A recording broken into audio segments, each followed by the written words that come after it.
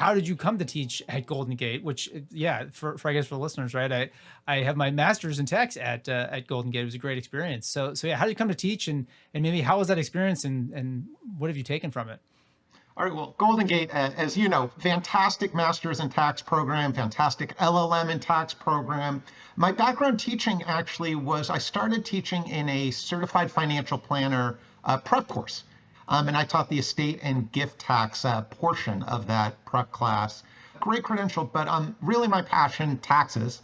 And one of the places that where I focus is clearly I'm in the trust and estate world, and I work a lot with the taxation of trusts. So not just planning, but how are they taxed? How are they administered? And one of the things I found is that as much as there are amazing trust and estate attorneys out there, amazing accountants, actually understanding the specifics of trust taxation, subchapter J, is not something a lot of people specialize in. A lot of the people drafting the trust don't necessarily understand all of the income tax consequences. And a lot of the accountants preparing 1041s aren't necessarily specializing in that area and don't do it all the time. Now, what's great about programs like graduate programs like at Golden Gate University and others is that they have special dedicated classes. So I teach a 15-week class on the income taxation of trust and estates. And at the time, this was about 10 years ago, the professor who was currently teaching was moving to a different class. There was an opening, so it was a perfect fit. But what I really like about the program in San Francisco at Golden Gate is very practical oriented. People are there that want to know the topic. They don't just want to get a degree. They actually have real clients. They're actually doing this type of work. So it's very focused on what clients need to know and what advisors need to know. So anyways, I've had a great experience. I just finished my 10th year of teaching. I didn't get to the privilege, I guess, of having you when I was going through the program, but I will echo that, and that's really what I enjoyed of the program and working in the program, and I found that true of all my coursework, but in particular, actually, in the state in gift class, I found because your point, there's a lot of I feel like back and forth that happens, but there aren't a lot of people that necessarily live in subchapter J. It's fascinating. I enjoy it, but I guess you and I are probably a little bit biased in that regard, I suppose, right? Well, I'll tell you, and I know we'll get to potential legislation changes, but non-grantor trusts in the future, if some of these changes take place, the taxation of trust is only going to become more important of a topic because that might be the only type of trust you can use when it comes to estate planning in the future. No, that's definitely going to have a few more people asking a few more questions and probably wanting to get educated a little bit more in the area. So maybe a little shout out for your class here, right? It's been a pleasure. As much as I love the school and the University, Golden Gate have been great to work with.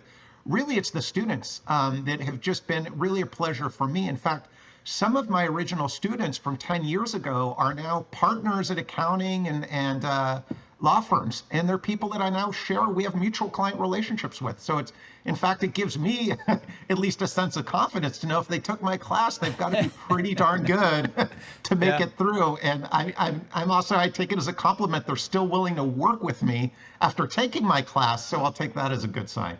I mean, again, love the space in general, the estate gift, wealth transfer planning space. But I have to ask you, how did you, I guess, get started and know that was going to be the area that you wanted to dedicate your career to?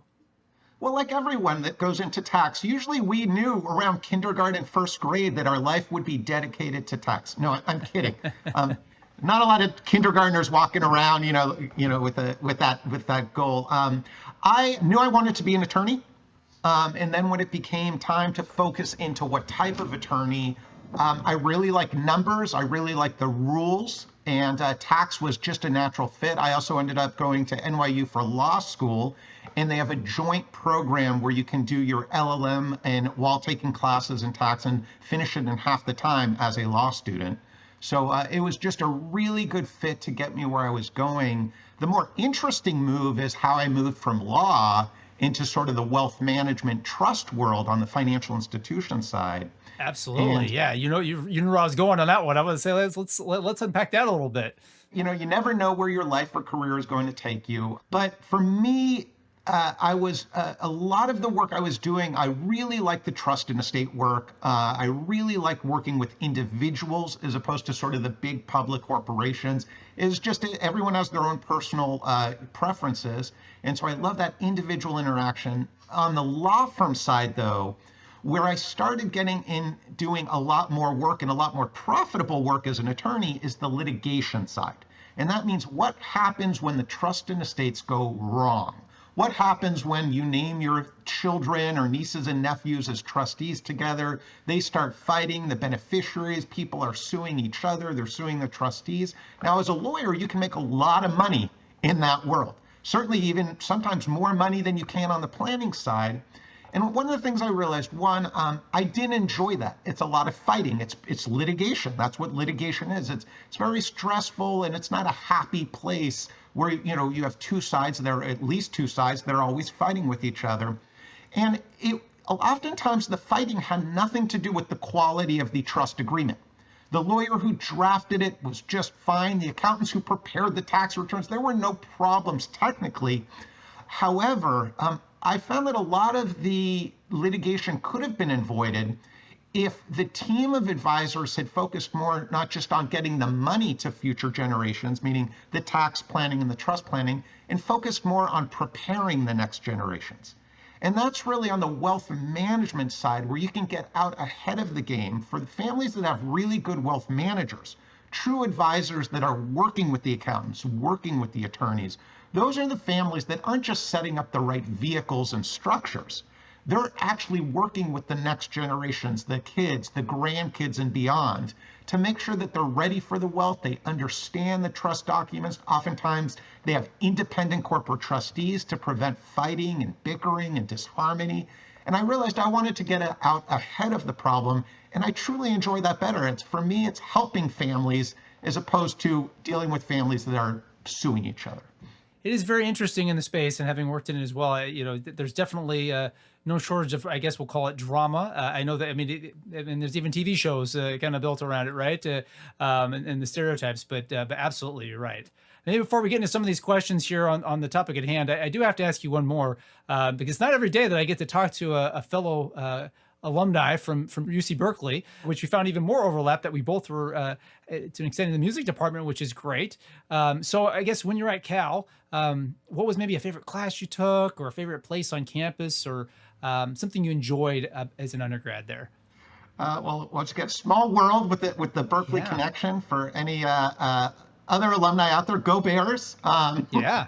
I should add my daughter, who just started at UCLA, didn't even apply to Berkeley. We live too close to the school. My wife and I both went to Berkeley. So one school she refused to go to. She goes, I go there almost every weekend just for fun. So unfortunately, she's down or fortunately too, it's a great school. She's at UCLA. But let's see, favorite classes, favorite places to hang out in Berkeley. There's so many. Actually, on the music side, I minored in music, so I really enjoyed music classes. I come from a semi-professional background before college. As a classical guitarist was my main instrument. Now I just play for fun, but really my favorite classes, which kind of led me down the law school route, were on the political science side, political theory, political organizations.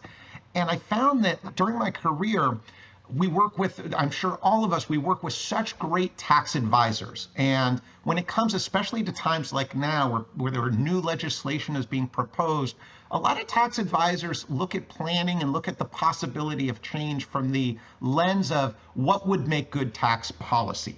What makes sense? And that's great if you're going to join the Joint Committee on Taxation or you're going to be a professor. But ultimately, when you're working with clients and you're doing planning, we have to focus on what really could happen, what might happen, how do we plan around it? And the answer isn't always what the best tax policy is going to be. So one of the best parts I had about studying political theory, political science, is it really takes a more practical approach of not what just do politicians do what's best policy, but what also influences the decisions that are going to be made. So those are lobbying organizations, those are wealthy donors, and those are going to have a big impact on the final changes that we actually see, and ultimately even adding a psychology lens to it. you would find that, politicians very similar to any other person with a job, and that is they don't want to lose their jobs. And in order to keep their jobs, it's not a matter of this is the best tax policy, but this is what's best for my constituents, my donors. This is what's best in keeping that particular politician in their job to continue to represent their constituents. So ultimately, I think that was a great background at Berkeley. And then I'll finish with just, I don't know if my wife will ever hear this, but at least I'll put a plug in. My wife and I both, we met at Berkeley. So I'll answer your question in terms of my favorite places at Berkeley. Anywhere she was, that was my favorite place to be on campus. Best answer you could give there. Well played. Well landed there.